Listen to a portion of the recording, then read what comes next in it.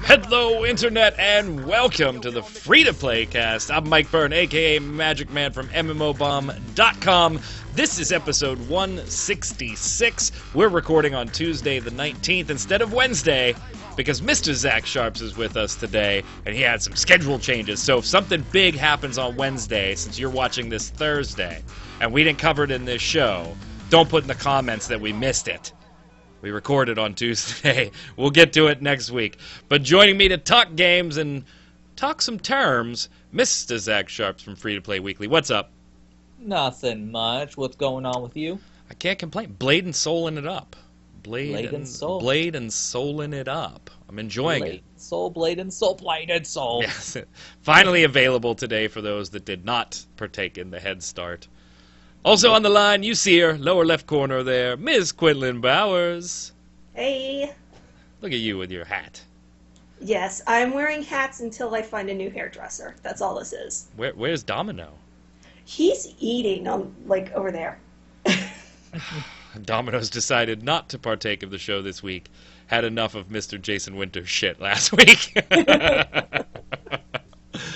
All right, well, we got some stuff to cover, a couple of games, some news, but first, I want to get to another topic that we really kind of gloss over here occasionally, so let's dig into it. All right, so if you are reading articles on the site, and you should be, you probably saw that Jason Winter posted an article about a week ago about a Canadian teenager, 17 years old, who racked up $7,000 plus in microtransaction charges on, I can't even say it with a straight face, microtransaction charges on Xbox One's FIFA service. Total bill $7,625.88. And then, of course, Zach, you know, he turned around and said to Daddy, I didn't think that it was charging. Dude, you're 17 playing games on Xbox Live. Come on. But that's not what I'm talking about. I don't want to talk about that. Even though I have a feeling he might not be telling quite the truth. But that's just speculation on my part. I want to talk about this in conjunction with something else. Now, we had seen, Q and I were watching about a week ago a video by our friend Total Biscuit, and 5 terms that TB would like to see stricken from the gaming lexicon in 2016. And the first one on his list was pay to win. Obviously, we hope everything continues to go well for TB and his health. Still going well right now, right, Q? Still all good news we're hearing? Last he tweeted about it, yeah, he's doing pretty good. Awesome. Continue on that path.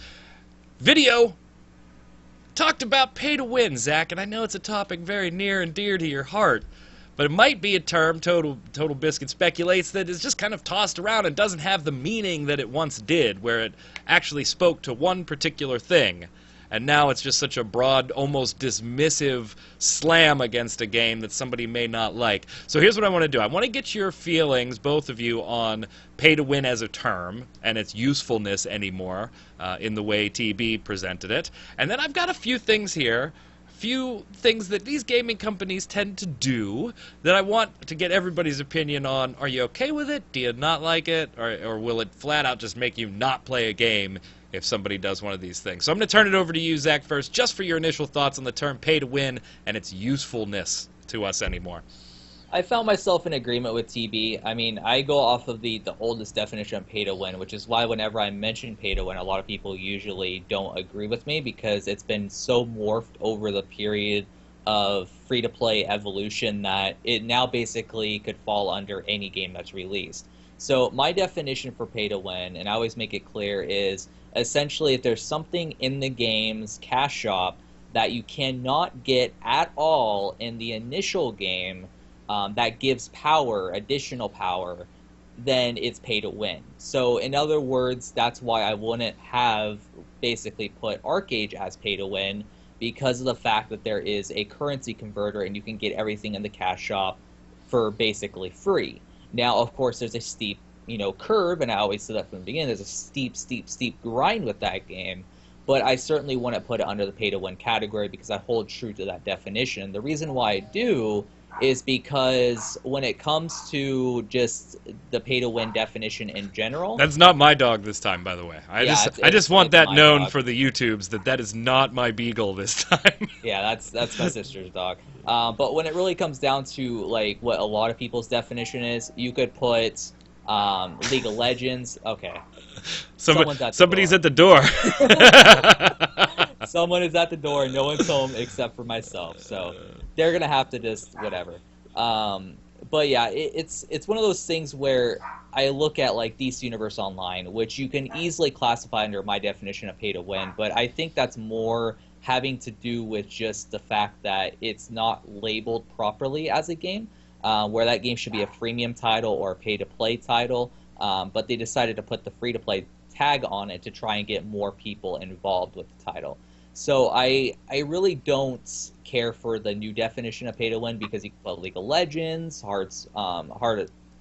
Heroes of the Storm, and a bunch of other titles under that category, which basically for anyone who's out there who's watched the video that TB did, he essentially details it as, oh, anything that's in the cash shop is automatically pay to win, which is sort of like the new thing I see going around. But that means every free-to-play game is pay to win. So I just don't agree with that. Well, if you look at YouTube comments for just about everything, they all are pay to win. Every single one. Q, what are your thoughts? Yeah, I mean, I actually pretty much agree with it too. Pay to win for me is, it basically comes down to if somebody else buying something literally breaks things in the game for, you know, the non-purchasing players. I mean, and I've played a lot of, you know, like early free-to-play games that even there, I didn't necessarily consider them pay to win per se because they had set up the system to where the people who had the money would buy things, and then the people who had the time would do things like go, oh, well, I'll help you power level if you trade me this item, kind of deal. And what it actually ended up doing in a lot of those early games was getting rid of gold farmers, or at least negating them to a certain extent. Where I ended up having problems with a lot of those games was the where it would come in, there would be some item that was required to finish a quest. Like the Perfect World originally, I think, or maybe it was Ether Saga, actually had something where it was like, if you wanted to complete this quest, you needed to literally buy more bag slots. Like that was part of the quest deal. You had to go spend money to buy, so you could not finish this quest without spending money, kind of deal. Like Yeah, but I there was remember. no option around it, so that's a little more pay to win for me, I think.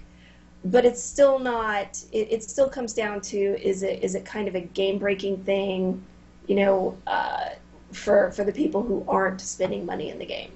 Yeah, I remember playing a game like that too, where one of the early quests was to go and buy a bag from the cash shop. But the first bag was like so cheap, and they gave you currency as far as, I think it was just more, at least the way I saw it, it was just more an intro of here's our cash shop so you know how to get to it. This one did that, where it was just like a kind of cheap thing, but then there was later on you needed, you know, every so often there would be go buy, kind of like, and you're just sitting here going, so I can't progress until I go buy this item. Gotcha. Or, you know, whatever it is. So it was kind of a continual thing, and at that point, rather than it being a tutorial of this is how you use the cash shop, right, kind of deal, you know, then it would be more annoying, and you would just end up with this slew of quests that you couldn't do anything with because go buy something to do it, and you're just like, I'm not going to spend the money. That reminds me of Echo Soul. Yep. First few levels, you get a cash shop quest, and then you get another one later on. It's like, buy this, and then also Neverwinter constantly pointing you towards the cash shop. It seems like every 5 levels, that game's like, oh, look at our cash shop. It's beautiful. I mean, I don't mind them encouraging you to look at the cash shop, but I don't want it as a quest that I can't finish if I don't. Oh, yeah. Like, right. Because that's experience points, right? That's maybe earning another item, you know, whatever is tied to that quest that I can't do if I don't spend money.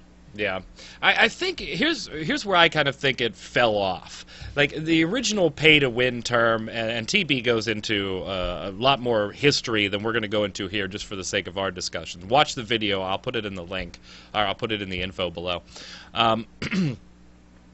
The original term just referenced, like you said, Zach, if there was something that could be bought that could not be gained any other way that gave a statistical or superior advantage to a particular player who spent the cash. But then people got pissed off about that, so companies got wise, right? And they said, we'll put that item in the game, but we're going to hide it behind this wall of grind or this long time. So yeah, you can get it both ways, so now we're not pay to win. And so players, on the other hand, on the other side, had to say, okay, well then we need to consider pay to win to not just be that it's available in the cash shop only, but now we need to alter the definition to say, I consider it pay to win if it takes way ridiculously long to acquire that in-game to the point where I actually want to just spend the money to get it. And so the definition just kept breaking down as, to me, companies found ways around getting the pay to win label by gamers, and then gamers just adapting the pay-to-win label to fit those games again. So just this odd back and forth that totally demeaned the term to me. So here's what I want to do, though. Since we all tend to agree with TB's thoughts that the term is, for most intents and purposes, generally useless and kind of just used now as a slam. I didn't like that game. Zach, that game sucks, and you shouldn't like it. It's pay-to-win. You know, that's the whole argument anymore on a particular game. I've got some things that I want to run through and get your opinions on. First one, and Q, I might know where you're going to go on this, so we'll go first just based on what you just said. Is it possible for a PvE-only game with no matchmaking, no ranking, it's just we can all go and play together and do our thing, or I can go do it solo, doesn't matter, there's no I'm the number one player on the server, you're the number two, there's none of that type of stuff, it's just a straight PvE game. Is it possible for a PvE game only to be actually considered pay to win? If there's no competition, there's technically nothing to win. So, it can be, I guess, like kind of a status winning kind of thing or something where, I asked this for a reason. I've seen comments. I'm trying to remember the game off the top of my head. Forgive me if I can't remember the title of the game. But the game's focus is strictly on a PvE front. And so, therefore, some players of the game felt justified saying it doesn't matter what the hell they put in the cash shop. If you want to buy it, go ahead. If you don't have to. It's a strictly PvE game. And then other people saying no, because it's so status breaking that you may be able to experience content that I can't experience unless I buy that money based on a difficulty spike or a stat spike. So I think that's kind of where we'll put the win on this one in pay to win just on a PvE front.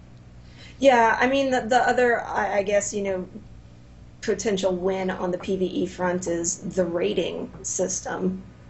But, I mean, again, it comes down to if there's not a way for all, if this is supposed to be a free-to-play game, and there's not a way for all players to experience all the content without having to go to the cash shop and buy something in order to do it, then, I mean, pay to win I don't think is the right term, but it's definitely an unequal system. And, eventually you're going to end up with people that, get fed up, decide to leave the game. You lose players basically based on the fact that there's no way for them to work towards something rather than buy it. Mr. Sharps? Well, the way I look at it is if everything in the game is available to a free player that is wearing best in slot gear, they can obtain that best in slot gear, and they're able to complete like basically every bit of content in the game with said best in slot gear. It's not pay to win in a PvE sense. However, if certain things are gated from you as a PvE player because of the difficulty of said thing, then yes, I would say it falls under that pay-to-win category. But the problem is, with a game like that, is it seems like more that you're sort of paying to make it easier rather than paying to actually be able to access the content. Because I've seen a lot of people in the past say, oh, this can't be done because, I'm a free player, I haven't paid. yet I've been able as a player myself to be able to experience said things, and it's just a matter of you putting in the time to be able to do said things. So that may be an unequal playing field in regards to, obviously you wouldn't be able to get to a specific point faster than someone who paid. But if we start to look at unequal playing fields and sort of the pay to progress, then we get into the fact that the pay to win definition is completely absurd, and then we can label every single free to play game on the market pay to win. So that's really what I look at, is as long as everything's accessible to a free player, that's completely fine, no matter what else you put in the cash shop. Will I play your game if it's a complete grind fest? That's a probably no, but am I going to call it pay to win? No, because this doesn't fit the definition that I use.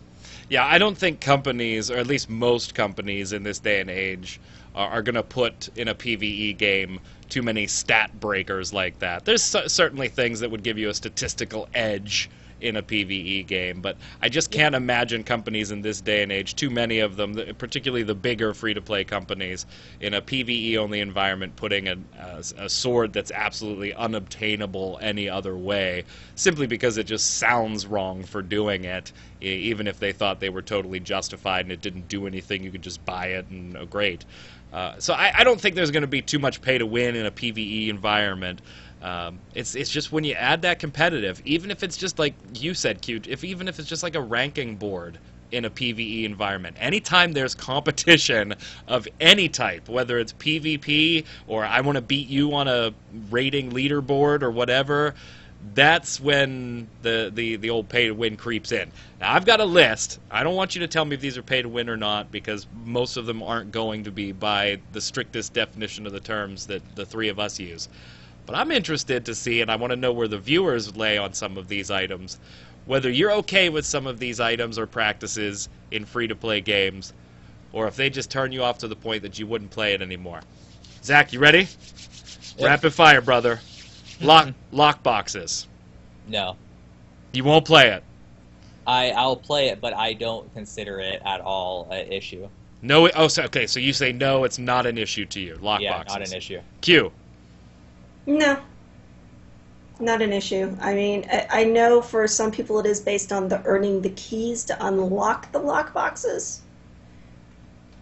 I know that the keys are more of an issue than the fact that the boxes exist themselves. I'm going to go with no, provided there's nothing contained in the lock boxes that is statistically game-breaking that can't be obtained in another way. Sure. That's what I'm gonna go.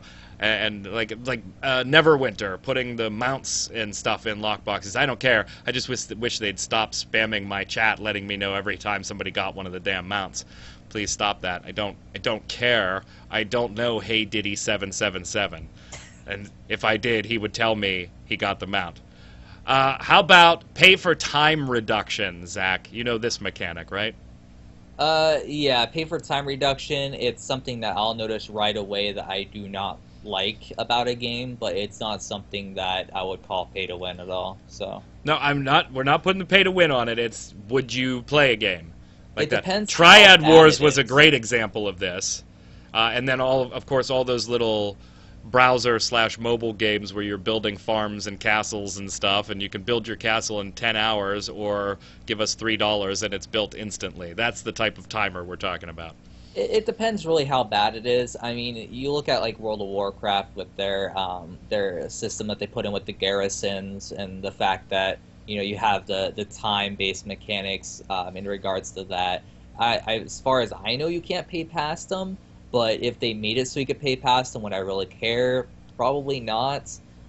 Just in general, as long as it's not something that's going to influence the game to a drastic degree. Like, for example, a lot of those Facebook games with the time mechanics, they make it so once you reach a certain level, you can be attacked. And so if they do that and make it so I have to wait, so-and-so amount of hours to get so-and-so amount of defenses, so when I get attacked, I don't get completely cleaned out, then yeah, that would be a huge problem with me. But I don't really play a lot of those games because a lot of those games do tend to, once you reach a certain level, you kind of get screwed if you don't pay. And I've seen someone who literally has like 10 accounts because of that very reason. So he can constantly like beef up his defenses with his other accounts, so that way his main account doesn't get basically like completely eradicated. So I don't like those mechanics, but I still might play a game if it's not that bad. Q. I don't have a problem with it. I actually play quite a few random mobile games. I swap through them a lot because there's just a point where I just get bored with the waiting. But I generally don't have an issue of the unlock time mechanics. I mean, if you seriously got money to blow on that, go ahead. I don't care. Oh, see, you two are so gentle. So gentle. I hate them! I hate them!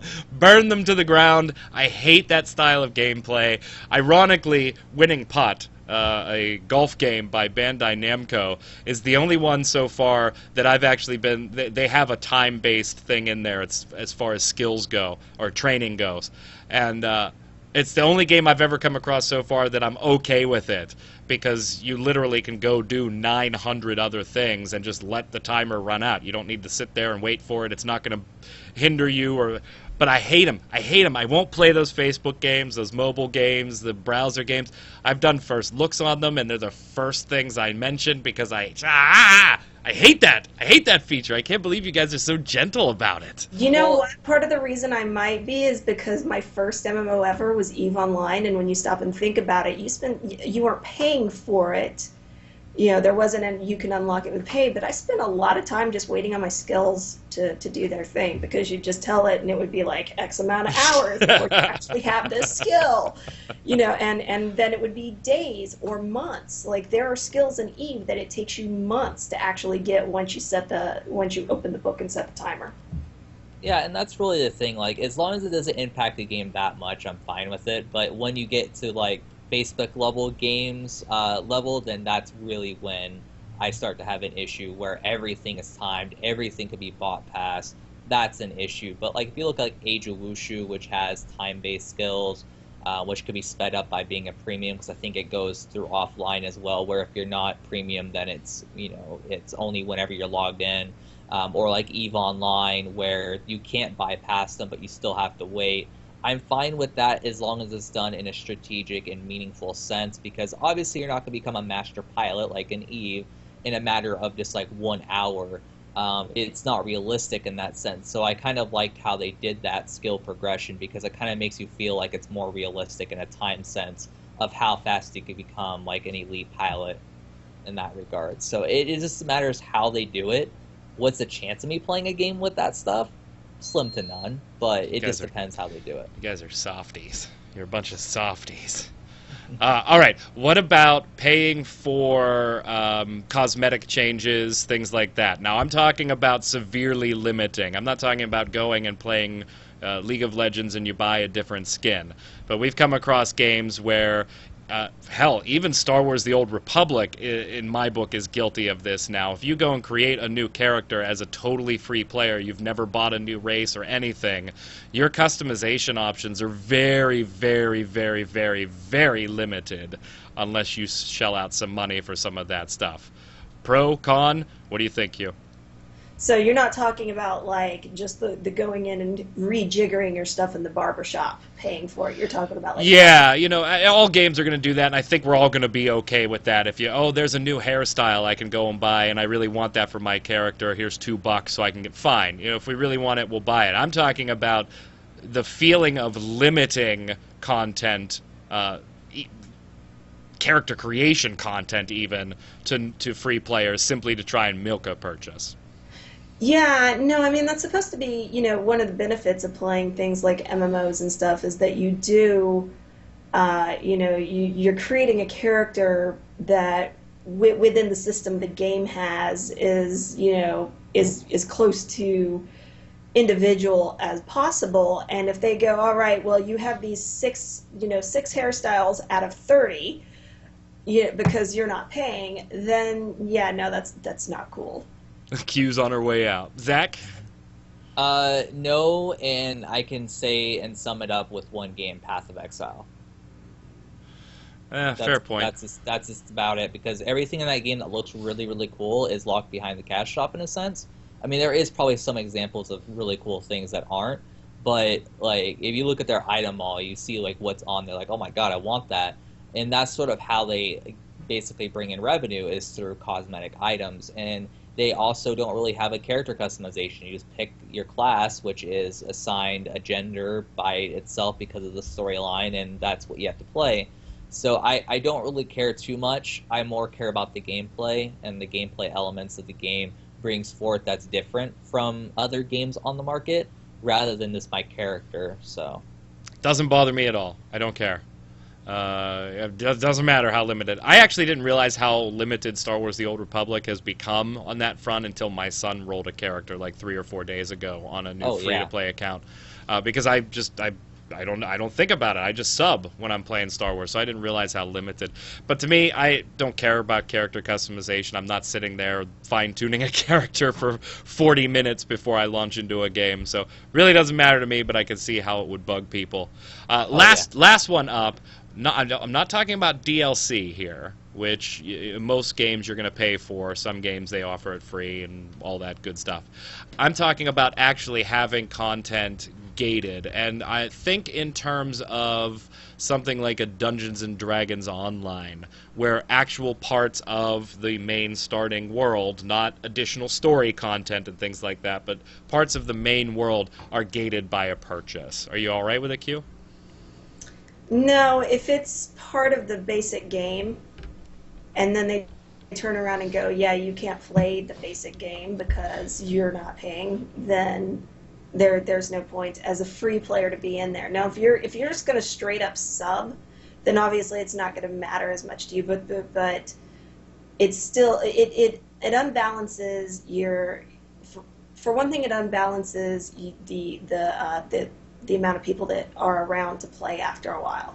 Because you need, for good MMOs and everything else, you need a certain population, right? And if you tell a whole portion of your population, sorry, you didn't pay, you can't go do this thing that's part of the base game, then you're basically, at that point, gimping even the people who are playing because they have less people to play with. Yeah, I really enjoyed Dungeons & Dragons Online for quite some time before it became just an excessive grind because I didn't spend the money to get into those other zones and things like that. What about you, Zach? I would not play a game with something like that. The base game should always be available to free players. I think even stuff after the base game should, within reason. Maybe like it slows down your progress or whatever if you're a free player.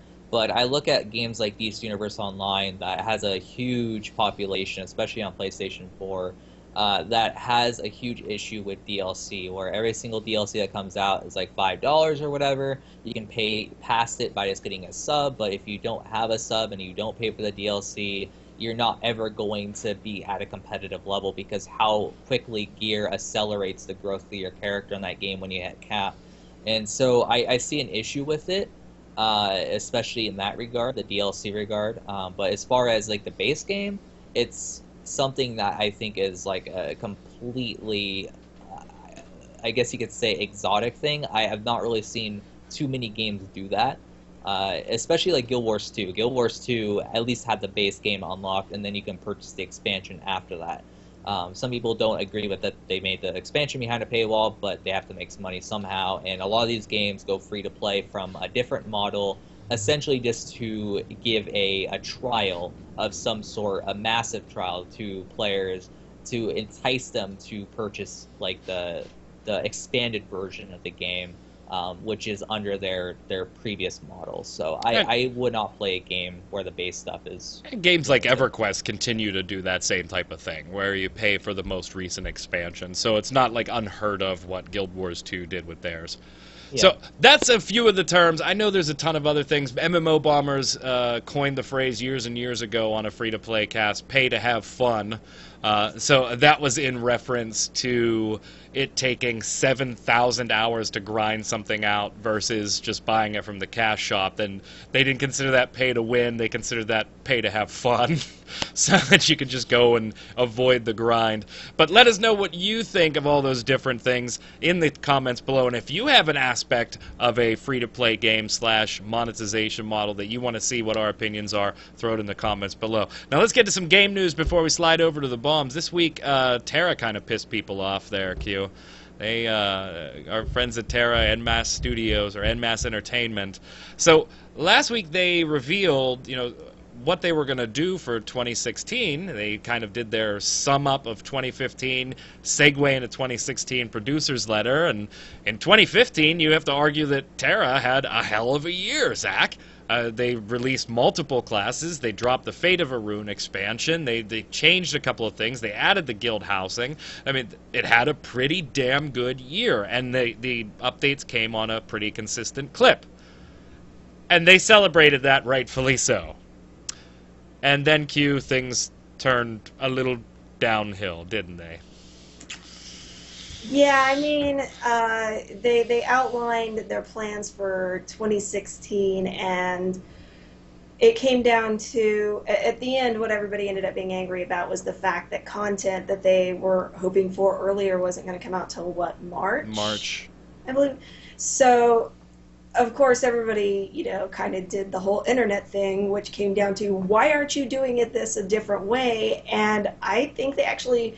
I like their response quite a bit. I wish more game companies were able to do this kind of thing, but they basically came out and said, hey, look, this is how everything is working. We're waiting on Bluehole, or, you know, we're waiting on restructures and doing all this other stuff, and, you know, this is what's going on behind the scenes that's delaying the content. And it's something that a lot of game companies still don't do, and I know, you know, a lot of it's just because, especially with your larger companies, right, there's a board of executives and stockholders and all of that stuff, and you got to be careful what you say, and you know, because they might freak out. Just say it. Pull a Smedley and just say it. Right? Well, pull a Smedley and get fired from, you know, your job as the CEO. Oh, he wasn't fired. He would, well, I don't, whatever. He was encouraged to leave. He was encouraged to leave. I don't think and some. I love Smedley. I love his upfrontness. Oh, yeah. I wish everybody, but at the same time, you know, a lot of, like, when you are responsible for hundreds of people's jobs and income, you know, and not just that, but a whole bunch of, you know, suits that are worried about the money that they throw into your company, you kind of tend to hedge your bets a little bit and keep your mouth shut, which doesn't work for the internet age, and especially gamers anymore, because everybody wants to know what's going on. So the companies that do this kind of thing where they come out and go, yeah, you know, this is what happened, I always really like them. Zach, I think the problem that most TERA players had, and I've flipped through the forums, and there's, you know, like 90-some pages of people commenting on the initial post, and it was, yeah, there was some disappointment at the fact that they weren't getting content update, in particular Forsaken Isle hard mode, until March. But I think more than that, I saw in player comments that players just kind of felt cast aside or not listened to by the developers, and that they didn't really care. They viewed the letter as kind of a slap in the face. It was like, yeah, we're coming out with stuff in March. By the way, between then and now, we'll do a couple of updates. Like, they kept the details sparse, and there were some players that just felt kind of backhanded by the initial executive producer's letter, rather than just being upset at, oh, damn, I got to wait until March for content. Yeah, I think the first way that they handled it certainly wasn't as personable as it needed to be, as transparent as it needed to be. After that, though, it seemed like it definitely was a little bit more expanded, as why they weren't able to do specific things that they maybe wanted to do. And NMAS is essentially just at the whim of Bluehole at this point, because Bluehole is the developer, they're the publisher. So, you know, Bluehole, in my opinion, should be able to pump out Fate of a Rune style expansions annually to annual and a half. Like, it shouldn't be something that takes like 2 years to come out with, especially considering TERA always has the issue of copy-pasted stuff everywhere. I mean, how many times have you seen that same elk come along in your path? Or the same org, you know? It seems like they just make one model for a particular monster and just paste it everywhere. And so, you know, with the lack of attention to detail in TERA, they should easily be able to pump out content. Bluehole should, at a fairly quick pace. As far as whether people should be mad at en masse, I think the first way that they handled it, sure, I definitely understand. Secondly, I think that they did a good job following up and like, okay, sorry guys, initially that may have seemed like a slap to the face. Here's the transparent situation. This is what we plan on doing in a more expanded form. But I don't really think that they should be too pissed at NMAS, but more so at Bluehole for essentially just not basically putting out the goods, whether that's because the game's not making them enough money, which I doubt because the game's really populated. Whatever the case may be, they should be creating content because people are paying them money to do so. Well, according to the follow-up letter, apologizing for the first letter, the big reason for this stuff, because a lot of players said, hey, why don't give us just give us Forsaken Isles hard mode now then, if you already have that build, and then give us the rest in March. At least give us that, because that was the big piece that players expected very, very soon, Q, was the Forsaken Isles hard mode portion. And they said, well, if you already have the next, and that's the way the whole process works. Again, we only know this because their follow-up went into extreme detail, saying what happens is Bluehole develops all this stuff for the Korean version of the game. We get multiple builds of all the stuff that's coming, and we start testing and doing all the things on our side. So they were acknowledging having the build, but they weren't going to push it until March because they had stuff that they wanted changed and they wanted to lump things together. And then, oh, by the way, Bluehole is going through an entire reorganization, and that's kind of delaying things and tying up resources. It was just much better. If the second letter would have been first, I think the general thread would have been, oh, that's disappointing. That sucks that I have to wait until March. But thank you for informing me. Right, but hey, thanks for giving us this. We had talked about this last week, Q. You and I with High Res, and High Res just busting out with things. If they would have handled this the way they did with the reply instead, I think there would have been a lot less player backlash rather than 100 pages of forum people going, "You're treating us like shit. You're not giving us content. You don't care. We're out." Well, the thing is, too, and I said this to several people, actually, while I was at High Res, and it's basically, you can't treat the gamers like they're stupid or they don't count. Gamers, gamers may act stupid sometimes, but generally, they're not stupid people. Like, the big example that I used was the whole thing with Konami and Kojima, where they're sitting here going, what, he's on vacation? And we're like, yeah, we know exactly what we're not dumb. We know what you guys are doing. And it's like this whole lack of transparency. It's like we know when things aren't being said to us. We may not know exactly what said thing is, but we know when you're keeping something back, or you're giving us the PR speak, or whatever else. Like, gamers know and understand this, and even like I think the youngest gamers kind of understand. Oh, I'm not being told the entire truth here, and that's one of the most upsetting things at that point. Is like, you bothered to come to us with a letter and tell us all these things that told us absolutely nothing. If we wanted a politician, we'd go find one. All right, last up today. We'll make this quick. Spellweaver. We're going to do a little Spellweaver review. If you haven't heard of Spellweaver, it's a collectible or a trading card game online, free to play by Dream Reactor.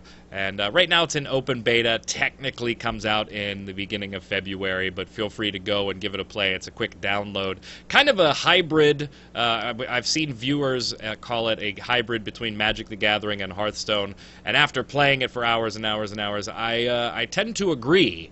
But it does have a few nifty little takes on the whole mana resource management, cards being faster, giving the attacker the opportunity to dedicate an attack at a direct monster card instead of just that being at the blocker's mercy of whether they use it or not. Generally, I was kind of digging the game. Wanted to get your guys' take on it. We'll do a real quick review. What do you got, Zach?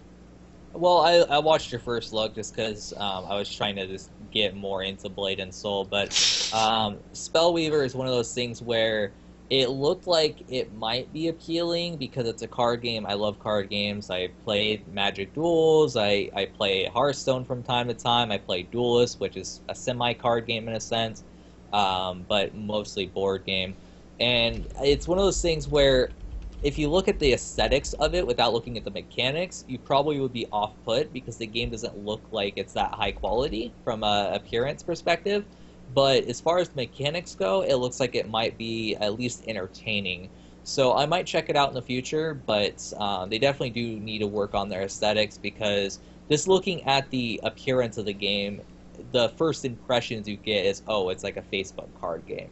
It's not one of those things where you look at it like a Hearthstone or a Magic Duels or anything else, and it's like, oh, it's a high quality card game. They need to get that appearance in check if they want to succeed. So, Q. I actually downloaded it and played a little bit of the tutorial. I like the card system itself. I'm not really fond of the like the graphical mechanics of it, basically, like the whole thing where when you go to do something with a card, it takes the time to pop the board open and slide a thing up and move your card, and then like that whole production it just bothers me. I'm going to give the game an 8, which is higher than I gave Magic Duels Origins, or Magic Duels as it's known now. I enjoyed the game more than that. Magic Origins, I think, has a better visual presentation, but I am hopeful that Spellweaver will increase that as time goes by and polish some of those things. I'm going to give it a 7.5, an 8, so a little higher than Magic Origins. All right, let's head over to the Weekly Bombs. Oh yeah, Zach, you're up first, baby. Yeah, so I'm gonna give a 8-bomb to Blade and Soul's downloader. It basically smells like it's a peer-to-peer system, and I hate that type of system because I want to utilize my max download, and there's no excuse considering how highly anticipated this game is why they couldn't do a proper download system that's not going to be hindered by the amount of leechers, aka people downloading it, if you don't know peer-to-peer speak, that are trying to essentially download it. Because I waited till the day before to download it, because I'm like, okay, well, I have fast internet, I download at 20 megabytes a second, I should be able to download this like in a matter of instance, considering I downloaded the Chinese version in like a couple hours, so I'm like, okay, the American version will be easy. No, it wasn't at all. No, it not only errored numerous times, but it just now finished a few hours ago the full download. I was able to play a little bit last night because it did the partial download, but it's like, why can't you guys do a proper downloading system? It's 2016 now. You guys should be able to get this correct, especially since some people constantly had errors all the time. Like one of my friends, he was getting pissed because it was error after error after error after error. So his brother luckily just dragged and dropped his Blade and Soul folder into their public download folder that they have with their network, and was able to successfully get that working and skip the download. But it's inexcusable for a game that's highly anticipated. So on the flip side, I'm going to give Dub-Bomb to Blade and Soul, because for me, it's been running fine. I had no install problems, although full disclosure, I was in Head Start. Hey, it's even more optimized than it was in beta. Yay! So I'm not having as many graphical glitches and snafus along the way. I'm level 22 right now and still enjoying it on my Assassin. So Dub-Bomb for Blade and Soul. Don't, whatever Zach said, don't let Zach get you down if you want to play Blade and Soul. I'm not saying it's a bad game. I'm just saying their downloader's crap. So. What do you got, Q? You know what? I'm actually going to give an A-bomb to just words and making me write all week so I didn't have any time to play any games whatsoever. Other than a few hours of the Secret World, because I do that every Saturday with Justin. A-bomb to words. From the viewers, Spammy says, I want to give a Dub-Bomb to Nebula Online and Drift Streets Japan for giving me a review copy of their game, even if my YouTube channel is not as big or has much traffic compared to other websites, and for having the testicles to make games in a genre that's not as popular as others. Very cool, Spammy. There's a couple people that gave bombs and then also have question of the week stuff, so if you hear a name duplicated, that's why. Go ahead, Zach. Voido says, missed you guys. Aww. We missed you too over the holidays. Thank you. Q. Alright, so I'm going to butcher this because there's a lot of letters in it, but Avocatual Poporuli says, Hi-Res sucks. They are perma-banning their players because of overclocking or because of processor change. So I actually looked into this a little bit at Mike's request, and because I don't actually play Smite, I'm a spectator totally. I will admit that. So I don't spend a lot of time on the forums or looking at Reddit or whatever else for it. But I did do a little bit of research, and what I could find on it was like from 7 months ago, and it was people complaining that, overclocking their processor got them banned. I also saw comments from other people telling them that it's not Hi-Res's responsibility to unban them, for making that kind of change to their computer. But from what I could tell, there were a few things about it might be Windows 10 connected, some other stuff. So I'm still not sure if it was a mistake in Hi-Res. The real complaint is that Hi-Res just didn't unban these people, or if Hi-Res is intentionally banning these people because they feel that people, who are doing things like overclocking their processors are giving themselves an unfair advantage in competitive play. Avocado, give us some more information in the comments below. If you got something that we can dig into and get an answer for you, we'd be happy to try. Wildrado Rivera says, a dub bomb to Blade and Soul. It's 3 a.m. I just saw a TV spot for the game, and it's got a monk, finally. Zach, what do you keep putting big spaces in the show notes for? It's your OCD. It is. It's your OCD. It's got to be on the next page. It's got to be on the next. It's got to be all on one page so I can read it. Go ahead, Zach. Dibs GFX says, I bought the repopulation the day it came out, and I revisited it twice now, but yeah, it still needs a crap ton of work. Last time I played was March last year, and the UI scaling was pretty bad, as well as the bombardment of information was seriously confusing. Now, as someone who used to be a long-time EVE subscriber, I understood very well the first time I got EVE on what to do and where to go, etc. The repopulation, though, it bombards you with so much info, yet half the time they give no context on what to do or what to use or how to get there. Half the time you're so confused, you spend your time researching and trying to get your answers.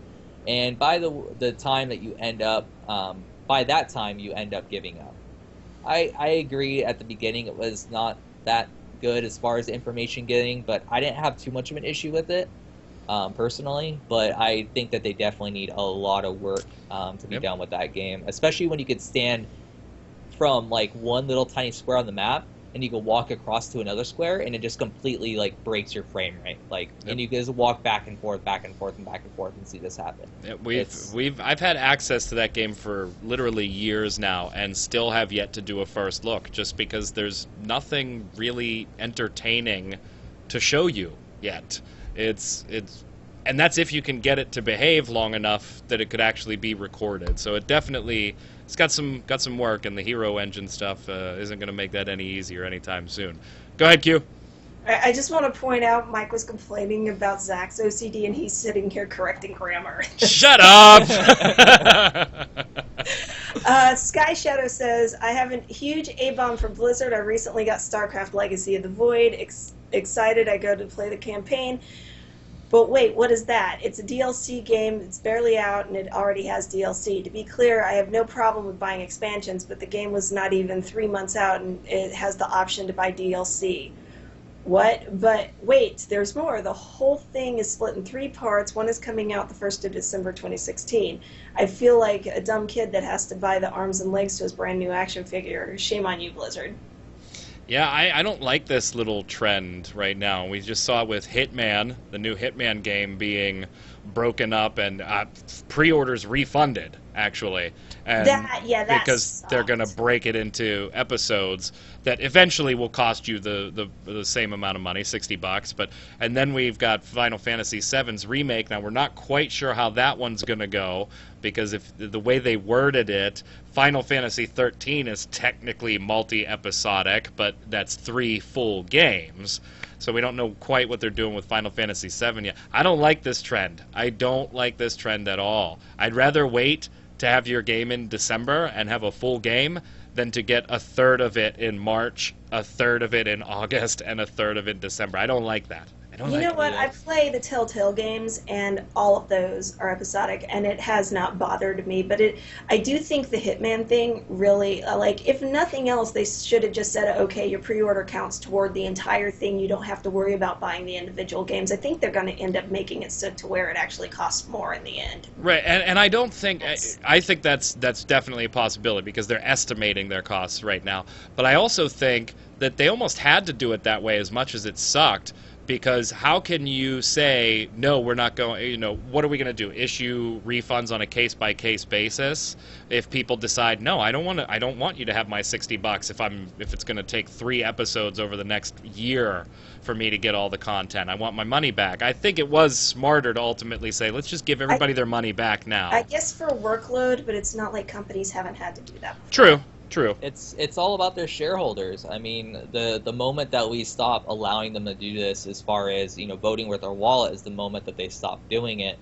The thing is, though, like for example, with Fallout 4 or any other game that released in a sort of half-baked state, a lot of people say, oh, Fallout 4, it was fun, but it wasn't nowhere near where it should have been, which is why if you look at a lot of Game of the Year awards, pretty much no one gave it their Game of the Year, because you see Witcher 3 come out in a much better state, way more fleshed out, how it should have been, and that's because CD Projekt Red has never really cared about releasing a game before it's done, where you look at companies that do, like even Square Enix in some case, and they look at how much their profit line is going to increase, because if they split apart like Final Fantasy VII in episodic pieces, and they're like, oh my god, it's going to be amazing, you know, we might get more investors or whatever, so we're going to split apart all over highly anticipated stuff, so that way it spreads apart as far as the profit line increases go, and that's what they do. They only care about their shareholders and how much that line increases and how much it increases. So I just don't buy it. I personally, I vote with my wallet and don't buy it. As the good Exactly. things I've heard about the Walking Dead and Telltale's series and stuff like that, and Q speaks very highly of them as, you know, good story, and I just can't do it. I hate that. I hate that release model. Antrix says, having in mind that Firefall and SWTOR were the failures of the decade, I'm really not surprised at all by the situation at Red 5 Studios. I'm more surprised that they haven't filed bankruptcy yet. It's funny, though, some of their employees left Blizzard to join Red 5. Oh, the irony. Big Firefall update going in right now, actually. Question of the week. Last week, what's your 2016 gaming resolution? Mr. Chris Baker says, question of the week for my resolution this year is I hope a new MMO is released this year that can garner my attention and that I can sink some time into. I know Blade and Soul, unfortunately, will hold my attention for about a week, about the same time I give magicman before he drops it too. Hey, it's almost a week, I'm still playing. And nothing really has been hinted at this year that looks interesting, with the exception of a new Age of Wushu server, which I'll probably play reluctantly. Sadly, some habits just die hard. Chris, we hope you find a game too, man. I'm kind of depressed now. Like I want to cry on your behalf. Go ahead, Q. Spammy question of the week answer. This is what I would love to progress on my quest to become a proper writer for gaming websites and create video content for games I think deserve more attention. Recently, I was accepted to MMO site as a formal blog writer, which should further my progress in quest. Thank you for being an inspiration, guys. Spammy from Romania. I mean, total congrats on that. It's always great when you get pulled onto a site to do stuff. It's pretty awesome. Shout out to Romania. I'll shout him out. Super Gameplay Times his channel. Check it out. Go for it. Wilfredo Rivera's question of the week. My 2016 gaming resolution is, much to my shame as an MMO player, it's to actually cap a character for once in my lifetime. I've never gotten to cap because I'm a solo player for the most part, and the grinds and lack of story mid-game makes me lose interest in anything else the game has to offer. So usually I stop playing. I need to earn my MMO badge and cap a character. Guild Wars 2 and WildStar, here I come. Don't be ashamed. I've never capped a character either. What? What? Well, I mean, the capped characters I have are usually the ones that I get for press-related stuff. Wow. Interesting. I've never capped. But I solo play too, and I also do nomadic play where I move around a lot. It's really hard to cap a character when you're doing that. Metallica fan 1442 says, my New Year gaming resolution is to get back into raiding in an MMORPG. I'm thinking Elder Scrolls Online or Final Fantasy XIV, A Realm Reborn. I did high-end raiding in World of Warcraft from vanilla to Mists of Pandaria, but fell out of love with the game. But I do miss being in a big guild and the intensity of healing a raid. There's nothing quite like it. There really isn't. Q, finish us up here. Q got it right, stopped me on my tracks, had to rethink, and still going to say it. Stay away as much as possible from MMORPGs and try to finish at least some of my backlog on Steam. So much shame, so much. I mean, that's like every gamer's goal, to finish some of that backlog on their Steam account, man. You called it last week, and Frank Tovar agrees with you. Question of the week for this week. We've had a plethora of card games come out, and even other games using cards in some capacity in the last year. But when it comes down to it, we constantly make that comparison, Zach, of it feels like Magic the Gathering, it feels like Hearthstone. So I want to know what the viewers would do. What's their idea? We did this with MOBAs. You guys had some great ideas. So guys and gals, take your brain and let me know, how would you make a card game unique these days? Let us know in the comments below, and make sure to put your weekly bomb, dub bomb for something good, A bomb for something bad. Until next week, Zach, where can everybody find you? Everyone can find me on Twitter at Zach Sharps. Mostly been gaming, but I've also been talking about NFL on Twitter because it's playoffs. And I so far have only one missed prediction. So hopefully I Who'd you keep miss? predicting them right. I missed the Seahawks. I thought the Seahawks were going to play a lot better than they did, but they were asleep throughout the entire first half. Yeah, that was kind of So, rough. And they still made a game out of it, actually. Oh, yeah, they did. This one more field goal probably would have allowed them to win the game, but Hauschka, just like the rest of the team, could not do anything the first half. So Where can everybody find you, Q? Twitter. Watching NFL.com, right? That's Yeah, because you I love the actually sports. know a lot about football. Despite all the years I was in marching band, I can't tell you anything other than I know what to play when the ball goes over the goalpost on our side. So where can everybody find you? Twitter at Quinlan, and I actually write for Game Skinny too sometimes. So Woot woot. I'm Mike Byrne, aka Magic Man. You can follow me on Twitter at MagicMan1, MAGICKMANN1, or you can come over to mmobomb.com and check out the videos, the articles, the interviews, the giveaways. Got a new giveaway with high res coming up in just a day or two here, so check it out. Until next time, gang, stay safe. We'll see you on the servers.